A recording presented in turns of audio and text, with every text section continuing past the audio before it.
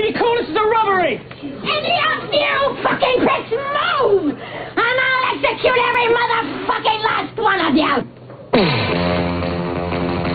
Pour ouvrir Pulp Fiction, Tarantino est allé chercher Miserlou, l'hymne de la musique surf, un morceau écrit en 62 par un véritable surfeur californien, guitariste et gaucher, Dick Dale. Hi guys.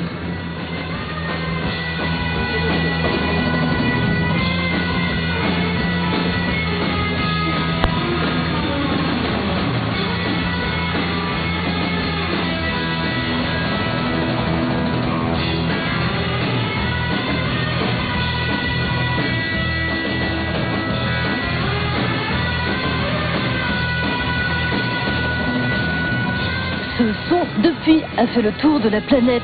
Repris dans Charlie's Angels et Taxi, il a permis à Dick Dale de sortir de l'oubli. Lors de sa tournée européenne, il a fait une halte au Greenland de Colmar, loin des sentiers rebattus par les huiles du showbiz. J'ai toujours été du côté des outsiders. Je suis le mauvais garçon. Les grosses boîtes ne m'aiment pas et elles disent que c'est trop galère de travailler avec Dick Dale. Tarantino fait aussi partie de ces mecs à qui on a toujours claqué les portes au nez. Il rentrait nulle part. Il m'a dit, ta chanson Messirlou, c'est un chef-d'œuvre. C'est comme le bon, la brute et le truand. Tes trompettes, c'est tellement chevaleresque. C'est comme Ben Hur.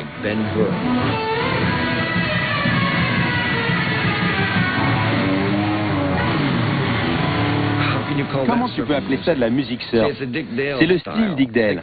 Ils auraient dû appeler ça du Dick Dale, parce que la moitié de mes sons venaient de mes bébés éléphants, de mon lion des montagnes quand il fait...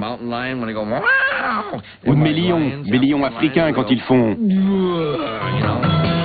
Dick Dale est aussi sauvage que les bêtes à poil qu'il élève dans son salon depuis les années 60. Des vagues aux fauves en passant par le cinéma, il joue dans Le Millionnaire de Cukor entre Marilyn et Montand et dans Muscle Beach Party avec Stevie Wonder et Brian Wilson. Dale incarne un style de vie super wild. Sacré roi de la surf guitare, Dick Dale, de son vrai nom Richard Mansour, signe à 25 ans l'acte de naissance du genre avec Miserlou, un instrumental influencé par ses origines libanaises.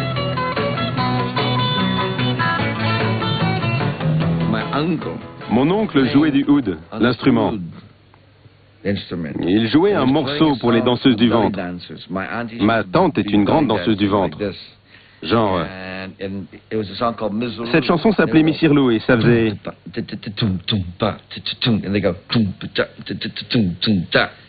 Alors j'ai commencé à la jouer à la guitare. Mais c'était trop lent, pas excitant. Attends un peu, j'ai dit. Et je l'ai joué comme je fais de la batterie. J'ai fait...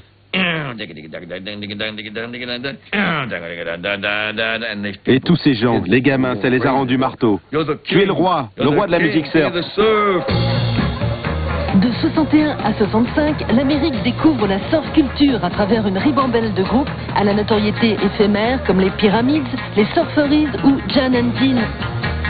L'histoire ne retiendra du mouvement que les Beach Boys. Le surf, c'est la subversion. Dans une Amérique consumériste ne jurant que par la productivité, les surfeurs sont les apôtres de la glande. Moi, je voulais être chanteur de country du fond du cœur. Des trucs comme ça. Joueurs de country, on appelait ça un boulot assis, même si le type jouait debout. On les appelait comme ça parce qu'ils ne bougeaient pas. Ils restaient comme ça et jouaient avec leurs doigts. C'était de très grands musiciens. Cette technique, on appelait ça des cocottes. À l'époque, personne ne jouait de musique lourde.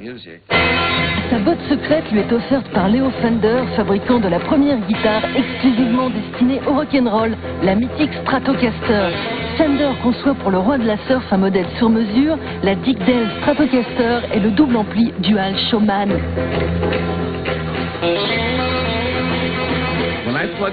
Quand j'ai branché ma guitare là-dedans, l'enceinte s'est mise à fumer tout d'un coup. À cause de l'ampérage et de l'électricité dégagée quand je jouais si fort, les fils des enceintes ont chauffé et tout a pris feu.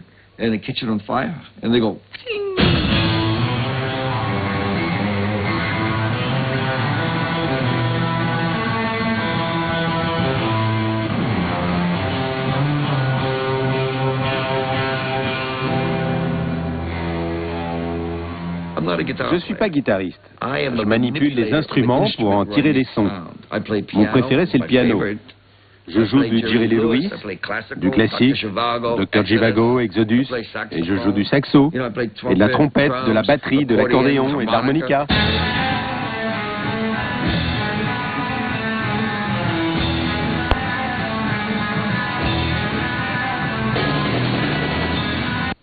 Le musée Guggenheim de New York rend hommage au célèbre